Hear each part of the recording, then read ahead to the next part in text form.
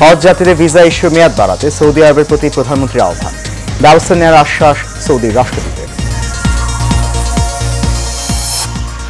আন্দোলনের নামে বিএনপি সহিংসতা করলে পালানোর পথ পাবে না, মন্তব্য ওবায়দুল কাদেরের। পালিয়ে যাওয়ার ইতিহাস নেই আওয়ামী লীগের। এবং কক্সবাজারে পৌঁছেছে জলদস্যুর কবলে পড়া জাহাজ এমভি আবদুল্লাহ। কাল বিকেলে 23 নাবিককে নেওয়া হবে চট্টগ্রামে।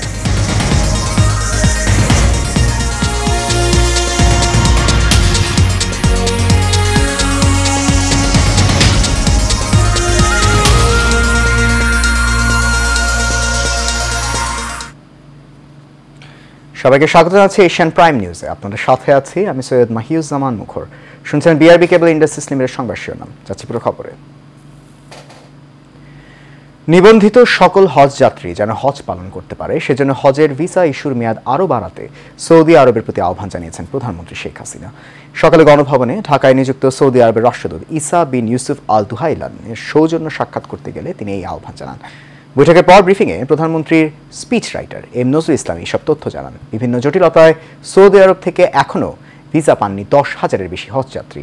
সৌদি রাষ্ট্রদূত বলেন, হজ পালনের জন্য এখনও যারা ভিসা পায়নি তাদের জন্য ভিসা দেওয়ার উদ্যোগ নিচ্ছেন তিনি। এ সময় তিনি প্রধানমন্ত্রীকে জানান, বাংলাদেশে কিছু প্রকল্প বাস্তবায়নে তার দেশের বিনিয়োগকারী ও কোম্পানির আগ্রহ রয়েছে। সেসব প্রকল্পের তালিকা প্রধানমন্ত্রীর কাছে হস্তান্তর করেন সৌদি রাষ্ট্রদূত। সৌদি আরবে থাকা প্রবাসী বাংলাদেশিদের বৈধ পথে রেমিটেন্স পাঠাতে রাষ্ট্রদূতকে পদক্ষেপ নেওয়ার আহ্বানও জানান প্রধানমন্ত্রী। আন্দোলনের নামে বিএনপি সহিংসতা করলে পালানোর পথ খুঁজে পাবে না বলে মন্তব্য করেছেন আওয়ামী লীগের সাধারণ সম্পাদক ও সেতুমন্ত্রী ওবায়দুল কাদের। আওয়ামী লীগ জনগণের ভোটে নির্বাচিত, তাই কোনো বিদেশি শক্তিকে ভয় পায় না বলেও মন্তব্য করেন তিনি। সকালে ধানমন্ডিতে দলীয় কার্যালয়ে এসব কথা বলেন ওবায়দুল কাদের। দেখুন সাইফুল ইসলাম নয়নের রিপোর্ট। রাজধানীর ধানমন্ডির আওয়ামী লীগের সভাপতি কার্যালয়ে সাংবাদিকদের সাথে মতবিনিময় করেন দলের সাধারণ সম্পাদক, সড়ক পরিবহন ও সেতুমন্ত্রী ওবায়দুল কাদের। আমাদের দেশে এসে এখানে বিএনপিকে আবারও মদত দেবে, চাঙ্গা করবে, সেই পরিস্থিতি বোধ এখন বিশ্ব রাজনীতিতে মোটেই নেই। এ সময় তিনি বলেন, জনগণের রায়ে নির্বাচিত সরকার, আওয়ামী লীগ কাউকে ভয় পায় না। আন্দোলনের নামে নাশকতা করলে বিএনপিকে আবারও পালাতে হবে বলেও মন্তব্য করেন তিনি। আবারও আন্দোলনের নামে সন্ত্রাস শুরু করলে বিএনপিকেই পালাতে হবে, এবং তারা যদি সে চিন্তাই করে তাহলে পালিয়ে যাওয়ার পথ তাদেরই খুঁজতে হবে। ওবায়দুল কাদের বলেন, আওয়ামী লীগের ইতিহাসে পালিয়ে যাওয়ার কোনো রেকর্ড নেই। 2007 সালে আর রাজনীতি করব না, এই মুচলেখা দিয়ে বিদেশে পালিয়ে গেছেন বিএনপির মূল নেতা। 2007 সালে আর রাজনীতি করব না, এই মুচলেখা দিয়ে বিদেশে পালিয়ে গেছে বিএনপির এখনকার যিনি ভারপ্রাপ্ত চেয়ারম্যান, সেই তারেক রহমান। তাদের মূল নেতা পালিয়ে আছে। রাজনৈতিকভাবে বিএনপি রাজপথে আসলে সরকারের কোনো সমস্যা নেই বলেও জানান ওবায়দুল কাদের। 28 তারিখে সাইফুল ইসলাম নয়ন, এশিয়ান টেলিভিশন, ঢাকা। সোমালিয়া জলদস্যুদের হাতে জিম্মি দশা থেকে মুক্তির 1 মাস পর 23 নাবিক নিয়ে কক্সবাজারে পৌঁছেছে এমভি আবদুল্লাহ জাহাজটি। শিপিং কর্তৃপক্ষ জানিয়েছে, সোমালিয়ান জলদস্যুদের কবল থেকে মুক্ত হওয়া জাহাজ এমভি আবদুল্লাহ 23 নাবিক নিয়ে কুতুবদিয়ায় নোঙর করেছে। আগামীকাল বিকাল 4টায় লাইটার জাহাজে এমভি আবদুল্লাহর নাবিকদের চট্টগ্রাম বন্দরের KSRM এর জেটিতে আনা হবে। সেখানে তাদের বরণ করবেন স্বজনরা। এর আগে আরব আমিরাত থেকে পণ্য খালাস ও বোঝাই শেষে দেশের পথে রওনা দেয় এমভি আবদুল্লাহ। গত 12 মার্চ ভারত মহাসাগরে সোমালিয়ান জলদস্যুর কবলে পড়ে জাহাজটি।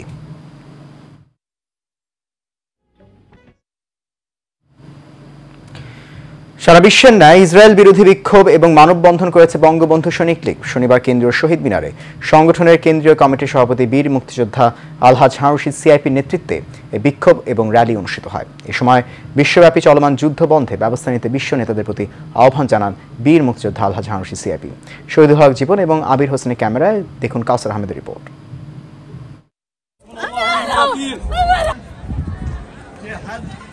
ফিলিস্তিনিদের উপরে ইসরায়েলি বর্বর বাহিনীর চালানো আগ্রাসনে পুরো বিশ্বে নিন্দার ঝড় উঠেছে। প্রত্যক্ষ পরোক্ষ মদদ রয়েছে এমন কয়েকটি দেশের জনগণও ইসরায়েল বিরোধী বিক্ষোভ করে আসছে। ফলে দু একটি দেশ ছাড়া সবাই এখন ফিলিস্তিনিদের চলমান অবস্থার অবসান চাইছেন। বিশ্বের অন্যান্য দেশের মতো বাংলাদেশও সরব বিষয়টি নিয়ে। বর্তমান সরকারের প্রধানমন্ত্রী আন্তর্জাতিক প্রায় সব অঙ্গনেই মুক্তিকামী ফিলিস্তিনিদের পক্ষে কথা বলে যাচ্ছেন নিয়মিতভাবে। এর ধারাবাহিকতায় বঙ্গবন্ধু সৈনিক লীগের সভাপতি বীর মুক্তিযোদ্ধা আলহাজ হারুন রশিদ সিআইপির নেতৃত্বে কেন্দ্রীয় শহীদ মিনারে ইসরায়েল বিরোধী বিক্ষোভের আয়োজন করা হয়। কমিটির সংগ্রামী সভাপতি বীর মুক্তিযোদ্ধা আলহাজ হারুন রশিদ সিআইপি আলহাজ হারুন রশিদ সিআইপির ডাকে সাড়া দিয়ে শুধু সংগঠনের নেতাকর্মীরাই নন, জড়ো হয়েছিলেন সাধারণ জনগণও। এ সময় তার বক্তব্যে তিনি বলেন, প্রধানমন্ত্রী শেখ হাসিনা যেমন ইসরায়েলের আগ্রাসনের ব্যাপারে পুরো বিশ্বকে আহ্বান জানিয়েছেন, তেমনি আরব সহ পুরো বিশ্বের মুসলমানদের সোচ্চার হওয়ার আহ্বান জানান তিনি। মাননীয় প্রধানমন্ত্রী নির্দেশে সারা বিশ্বে এই ফিলিস্তিনির পক্ষে কথা বলা যেতেছে। যেই কোনো মিটিংয়ে যায় প্রথম ফিলিস্তিনি, তারপরে আমাদের রোহিঙ্গা, এই কথা দুইটা জিনিস বলা যেতেছে। বিচার যদি মিডল ইস্টে যারা আছে, সৌদি আরব, আমিরাত যারা আছে, এরা যদি একটু চেষ্টা করে, সৌদি আরব এবং ইরান চেষ্টা করতেছে, ইরানের যথেষ্ট চেষ্টা করতেছে, তুর্কি চেষ্টা করতেছে, এবার মুসলিম কান্ট্রি যারা আছেন তাদের কাছে আমার আকুল আবেদন, আপনারা এক হইয়া স্বাধীনতা করে দেন।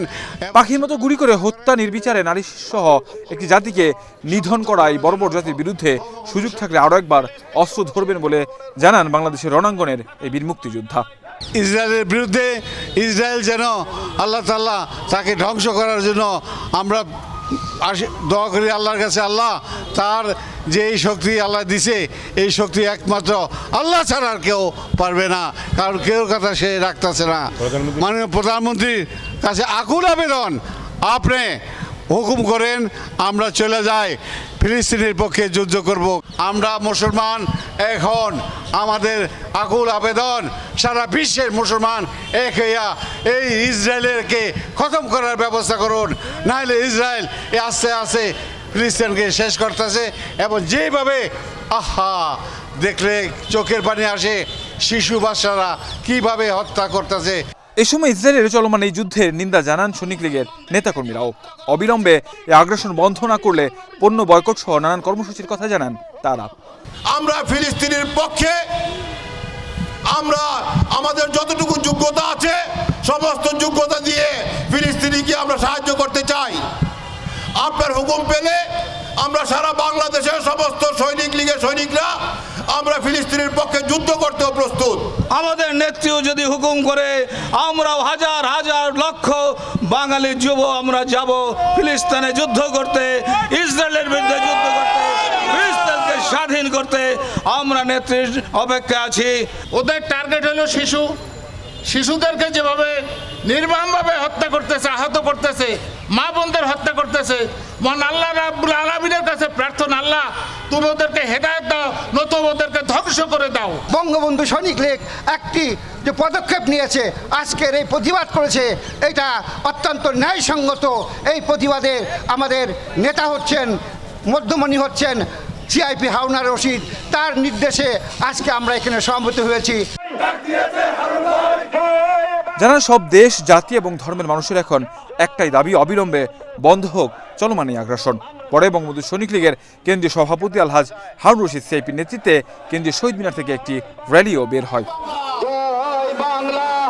কাউসার আহমেদ, এশিয়ান টেলিভিশন, ঢাকা। সোহেল হোসেনকে আহ্বায়ক করে যাত্রাবাড়ি থানায় 31 সদস্য বিশিষ্ট কমিটি ঘোষণা করেছে বঙ্গবন্ধু সৈনিক লীগ।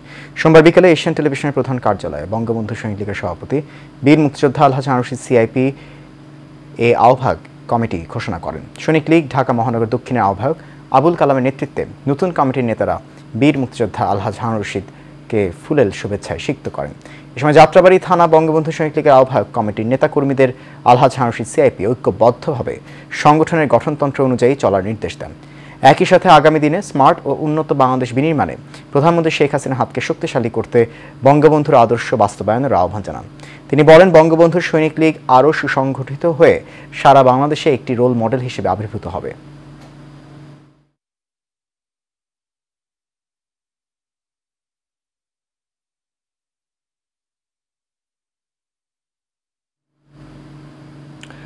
দর্শক, এবারে চলে যাচ্ছি উপজেলা নির্বাচনের খবরে। তৃতীয় ধাপে উপজেলা পরিষদ নির্বাচনে ভোট হবে পাবনার আটঘরিয়ায়।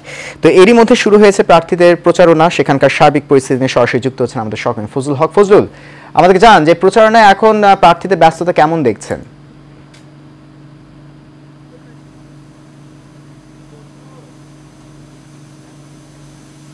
জি ইস্টান ভাই,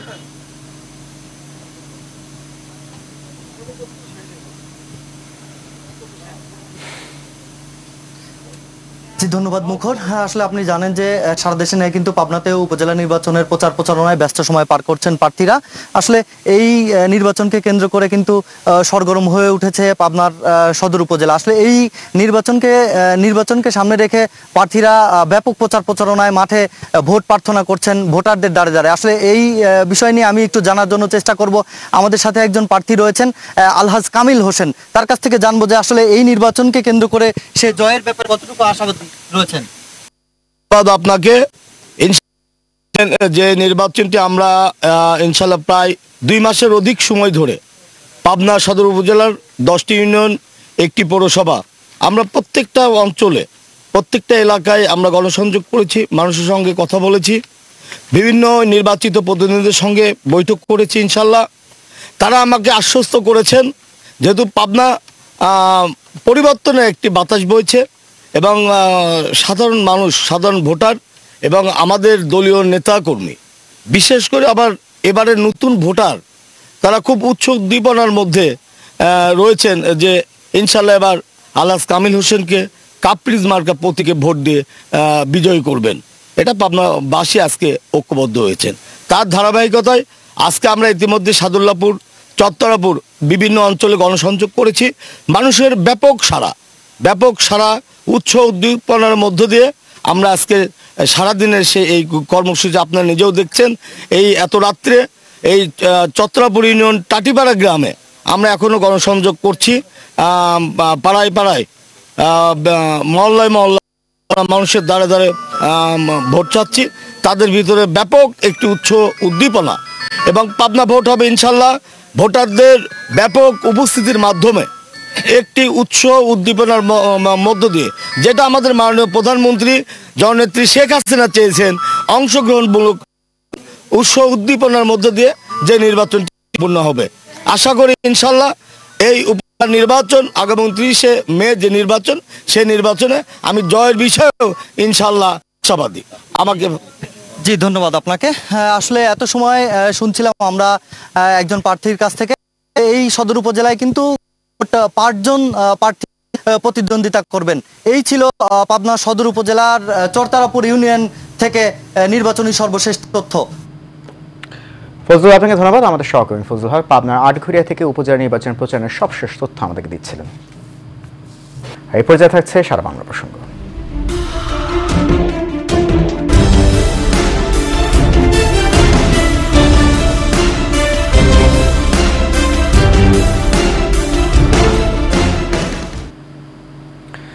জালিয়াতির মাধ্যমে মোটা অঙ্কের টাকার বিনিময়ে এনএসআই এ চাকরি দেওয়ার নাম করে ভুয়া নিয়োগপত্র প্রদান এবং ভুয়া প্রশিক্ষণ দেওয়ার কাজে জড়িত প্রতারক চক্রকে গ্রেফতার করেছে গাজীপুর ডিবি পুলিশ।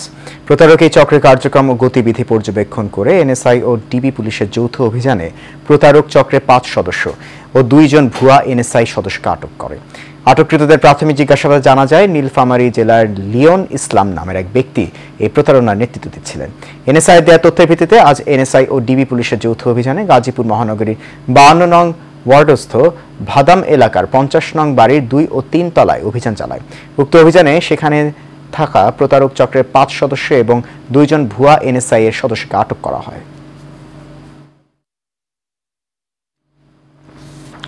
টাঙ্গাইলে ভুয়াপুরে সর্বজনীন পেনশন স্কিম সম্পর্কে অবহিতকরণ ও উদ্বুদ্ধকরণ সভা অনুষ্ঠিত হয়েছে।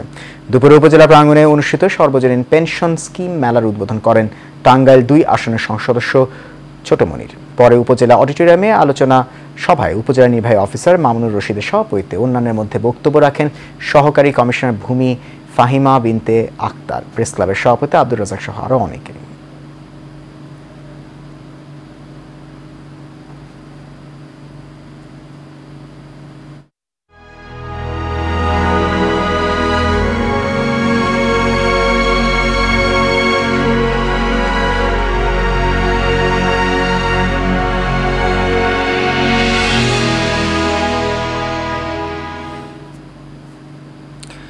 যাব আন্তর্জাতিক প্রসঙ্গে, থাকছে ইসরায়েল ফিলিস্তিন যুদ্ধ প্রসঙ্গ।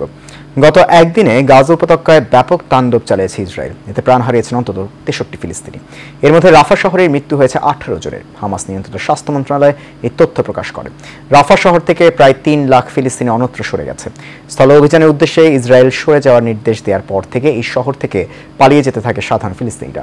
গত 7 মাসেরও বেশি সময় ইসরায়েলি আগ্রাসন নিহতদের মধ্যে 70% বেশি নারী ও শিশু নিহত হয়েছে। স্বাস্থ্য মন্ত্রণালয়ের তথ্য অনুযায়ী এ সময় অন্তত 15,000 শিশুর প্রাণ গেছে। মোট প্রাণহানি ছাড়িয়েছে 35,000।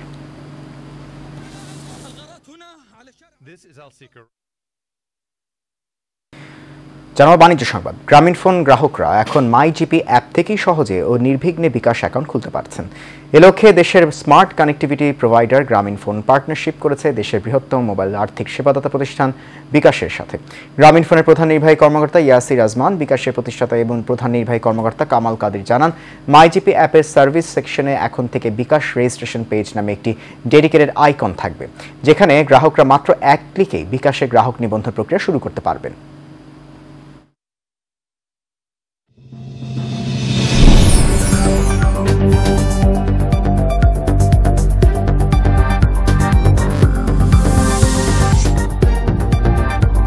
এবার এইচএম স্টিল চট্টগ্রাম সংবাদ। চট্টগ্রামে বাঁশখালীর তৈলারদ্বীপ সেতুতে চাঁদাবাজি বন্ধ, টোল প্রত্যাহার ও ইজারাদার আইনুল কবির কর্তৃক বাঁশখালীবাসীকে নিয়ে কুরুচিপূর্ণ বক্তব্যের প্রতিবাদে মানববন্ধন ও বিক্ষোভ করেছে সামাজিক সংগঠন আমরা বাঁশখালীবাসী। চট্টগ্রাম প্রেস ক্লাবের সামনে এর আয়োজন করা হয়। সাধনপুর ইউনিয়ন আওয়ামী লীগের সভাপতি আমানুল্লাহ চৌধুরীর সভাপতিত্বে ও সাংবাদিক রাহুল কান্তি দাসের সঞ্চালনায় উপস্থিত ছিলেন কালীপুর ইউনিয়ন আওয়ামী লীগ নেতা শাহাদাত ফারুক, বাঁশখালী যুবলীগ নেতা জসিমউদ্দিন খোকন, প্রকৌশলী রোকন উদ্দিন, সাংবাদিক সুবল বড়ুয়া সহ অনেকেই। এ সময় বক্তারা অবিলম্বে তৈলারদ্বীপ সেতুর টোল প্রত্যাহার ও এলডিপি নেতা আইনুল কবিরের নিয়ন্ত্রণে থাকা সেতুতে অতিরিক্ত টোল আদায় বন্ধের দাবি জানান। শেষ করবে এশিয়ান প্রাইম নিউজ। তার আগে বিআরবি কেবল ইন্ডাস্ট্রিজ লিমিটেড সংবাদ শিরোনামগুলো জানিয়ে দিচ্ছে।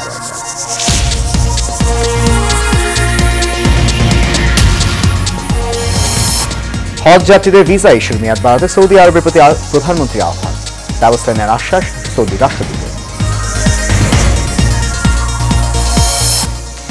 আন্দোলনের নামে বিএনপি সহিংসতা করলে পালানোর পথ পাবে না, মন্তব্য ওবায়দুল কাদের। পালিয়ে যাওয়ার ইতিহাস নেই আওয়ামী লীগের। এবং কক্সবাজারে পৌঁছেছে জলদস্যুর কবলে পড়া জাহাজ এমভি আব্দুল্লাহ। কাল বিকেলে 23 নাবিককে নেওয়া হবে চট্টগ্রামে।